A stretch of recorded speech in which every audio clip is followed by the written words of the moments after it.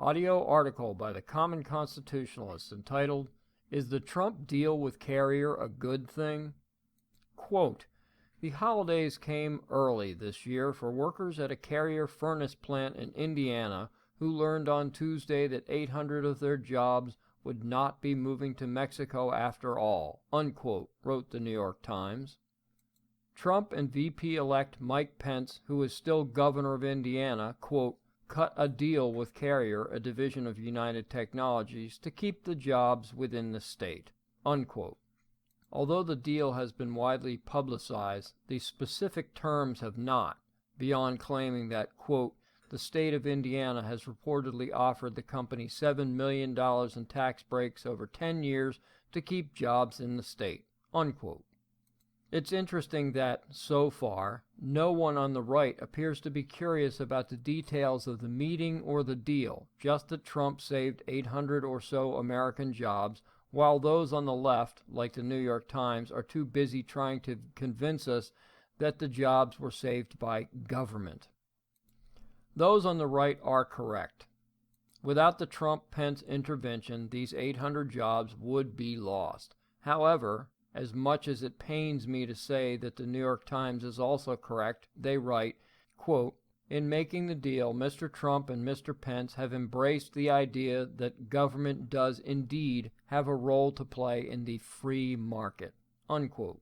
As an aside, may I restate for the billionth time, there is no free market when the government is involved.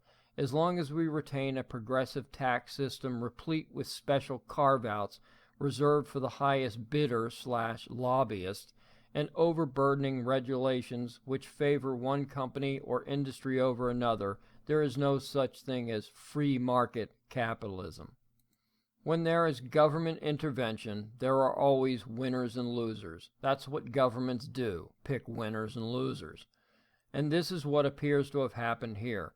The winners are obvious, the 800 people who keep their jobs, and Trump, who appears to have saved the day. The losers are more likely the voiceless taxpayers of Indiana and possibly beyond.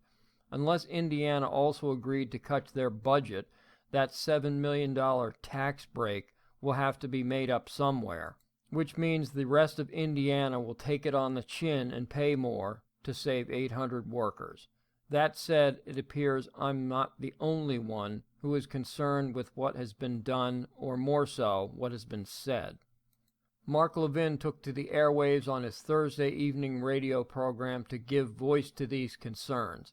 He began by stating, per the Constitution, that the president does not have the power to control businesses or the economy.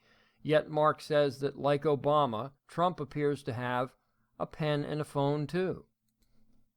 Mark played a clip of Trump stating that there will be, quote, consequences, unquote, for businesses leaving the U.S. and then wanting to sell back to the states, that he or they would punish businesses that decide to move overseas. To this, Mark exclaimed, "Wow, sounds like Woodrow Wilson, sounds like Herbert Hoover, sounds like Franklin Roosevelt," unquote. Mark says he looked in the Constitution, specifically at the executive power of the president, and couldn't find any clause giving the president the power of retribution against a company or industry, etc. He asked, "Does that concern anybody?" Is this yet another instance of we are not to take Trump's words literally but figuratively? May I ask then, when are we? Are we not to take literally Trump's declaration that, quote, "We are going to have a lot of phone calls to companies thinking of leaving this country. They're not going to leave this country," unquote. Does this statement not scare anyone else? As Levin asked, was Trump ever told by past administrations that he could not build overseas using American capital? Quote, that he would be punished if he did, unquote?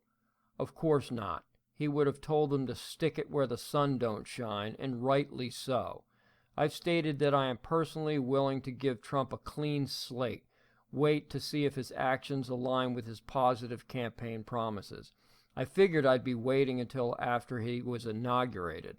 While the Carrier agreement appears to be a good deal and a victory for Trump, the underlying message Trump is conveying, and may have in private to Carrier is a dangerous precedent. Thank you for listening.